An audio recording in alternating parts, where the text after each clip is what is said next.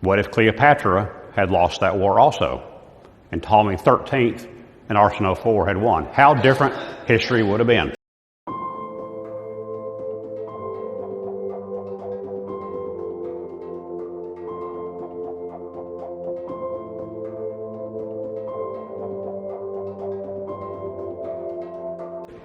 Thank you all for being here this morning. Appreciate it. We did almost all the Ptolemies last week. We lacked one. Well, we lacked a few, but the one main Ptolemy, Cleopatra. Ooh, man. That's a good story right there, Cleopatra. Cleopatra, specifically Cleopatra VII. So let's wrap up chapter 4 with the Ptolemies. So we're at the bottom of the family tree of the Ptolemies this morning, starting out. So right here, Cleopatra VII. So let's look at the Ptolemies that are relative to Cleopatra. So first of all, her dad, Ptolemy XII, he ended up killing his daughter by Cleopatra VI, Berenice IV. Okay? I love asking these questions when I look at history. What if he had killed the other daughter instead? What if he had killed Cleopatra instead of this daughter? How different history would have been. Oh wow, history probably would have been different. Okay? So anyway, he was the papa for Cleopatra VII. She had two brothers and a sister. Arsinoe was a sister, Ptolemy XIII, Ptolemy XIV, brothers/husbands. Okay? And she ended up having a son, Ptolemy XV, Caesarian, with Julius Caesar. Okay? All these people are very important in our understanding of the history of the latter Ptolemaic Empire. Okay? So those are the Ptolemies relative to the last of the empire. We have a civil war that happened in the last part of the empire between this brother-sister pair, Arsinoe IV and Ptolemy XIII, against Cleopatra and her lover, Julius Caesar. What if that had come out different? Julius Caesar almost lost. He almost lost his life. He was 52-ish years old at the time. The war was sometime in the cold part of the year. He had to jump in the water and swim across the bay to escape the forces that were after him. He almost lost his life. What if he had? What if Cleopatra had lost that war also, and Ptolemy XIII and Arsinoe IV had won? How different history would have been. So let's talk about the history. This is the last of the ones. We start out with Ptolemy XII. We talked about him last week, best known for almost bankrupting the Ptolemaic Empire because of the bribes that he paid Julius Caesar and Pompey. Okay, well, it paid off for him because they said he's going to be king of Egypt. So Berenice IV was forced from the throne. He killed her, his daughter, and then eventually Ptolemy XIII came along, and then Cleopatra. Ptolemy XIII we talked about last week also. He's the one who beheaded Pompey, the great Roman consul and son-in-law of Julius Caesar, but also the enemy of Julius Caesar. Pompey and Julius Caesar were in a civil war, a Roman civil war, fighting each other. Pompey was jumping all around trying to escape from Julius Caesar. Ptolemy XIII beheaded him, Pompey, in front of his wife and kids. He thought, this is great. Julius Caesar's going to love me. Julius Caesar's the man. I know he's the man. He's the Roman guy from now on. And Caesar was ticked off because he killed Pompey, his enemy, but he was also his son-in-law and a Roman consul. He didn't like it very much. Cleopatra used the opportunity to charm Julius Caesar. She rolled herself up in a rug, this is the way the story goes at least, and asked to have a meeting with Julius Caesar. She presented herself to Julius Caesar. She was 21, he was 52. Her scheme worked. Caesar declared joint rule of Cleopatra VII and Ptolemy XIII. She had no support in the Egyptian, or very little support in the Egyptian kingdom, in the Ptolemaic kingdom, to be queen. Ptolemy XIII had the support.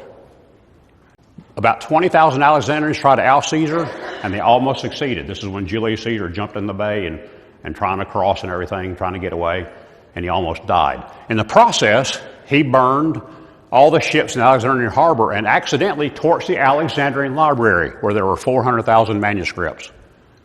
So there was a civil war between Caesar and Cleopatra, and Ptolemy III and Arsinoe IV. Ptolemy XIII was killed during the war. He drowned. And then after Caesarian's birth, Ptolemy XV, Caesar backed Cleopatra's claim to the kingdom. Okay?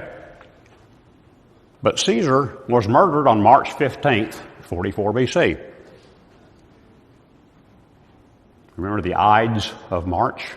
Remember lesson number 1, the Ides of March? March 15th, 44 BC. Cleopatra returned to Egypt, probably killed her brother, Ptolemy XIV. Remember, 13 was already dead, he drowned. 14 was killed by Cleopatra probably, and Cleopatra became the undisputed champion queen of the throne of the latter Ptolemaic Empire. Turns out Mark Antony summoned Cleopatra in 42 BC, about 2 years later, and said, "How is your relation to Rome?" He wanted to see how she felt about Rome. And she impressed him like she did Julius Caesar. They ended up having 2 children, twins, but Antony soon married Octavia, the sister of Octavian, who would soon become the first Roman emperor. He was a consul of Rome at the time, but he married his sister. He was in Egypt with Cleopatra, but he married Octavian's sister, Octavia. Okay? Not long after, he moved to Egypt in 37, and he divorced Octavia in 32 BC. Bad move. I know history. I know what happened. Don't cross Octavian, right? The first emperor of Rome. He crossed Octavian. He dissed his sister. So Octavian in the Senate declared war on Egypt in 32 BC. Technically not a civil war between Octavian and Antony, but technically a war between Octavian and Cleopatra of Egypt. Not a civil war, but it really turned out to be a civil war. Okay? She also had a relationship with Herod the Great. Josephus says that Cleopatra seemed overcome with love to him, which I don't really understand that. She schemed to take Judea away from him, and Herod actually considered killing her, but his advisors advised against it. They told him, Antony might not be too excited about you killing his girlfriend or his wife. He might get upset about that, so he did not. How different history would have been if Herod the Great had gone through and killed Cleopatra. Would have been quite a bit different, probably. Their end. Antony and Cleopatra were defeated in a naval battle off the coast of Greece, right here in Actium, right off the coast of Greece in Actium, by Octavian's forces. They escaped separately back to Egypt, and Antony hears that Cleopatra is dead. He stabbed himself in the stomach, and then finds out, oh, by the way, she's alive still. Oh, no, big move, bad move. He goes back to her, but she refuses to open the door to him and demands that he be lifted up on ropes to where she is staying, in an upper chamber somewhere. You know, if I have a stomach wound, the last thing I want to do is be lifted up by ropes, right? But she demanded that happen. After he dies, she is taken back to Rome. She doesn't die right away. She's taken back to Rome to be in a Roman triumph. Roman triumph was where they took people and paraded them through the city. This is our conquest. We killed Cleopatra and all, or not Cleopatra, but we killed that kingdom. We destroyed that kingdom. We subdued that kingdom. And this is the spoil. These are the spoils of that kingdom. They would parade those to the street in what was called a triumph. Cleopatra was going to be in a triumph. She was not keen on the idea, and she tried to starve herself. Octavian said, I have control of your children. If you continue starving yourself, I will do bad things to your children. And Cleopatra said, I give up, I'll eat. The story goes that she killed herself after a couple of weeks by inducing an asp to kill her, a snake to bite her. Maybe it's a legend, we don't know, but it's promulgated by Octavian and later Plutarch, who lived from 46 to 120 AD.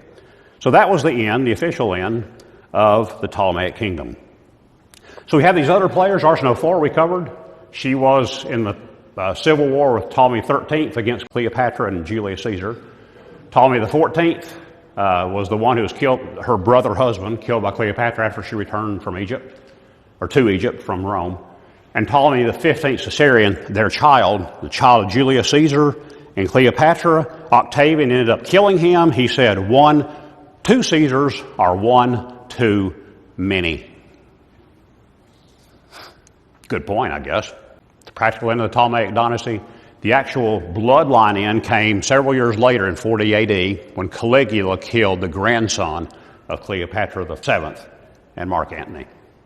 The Roman Republic then annexes Egypt in 30 BC. And that is the end of the Ptolemies. Thank you all for coming. We'll see you next week.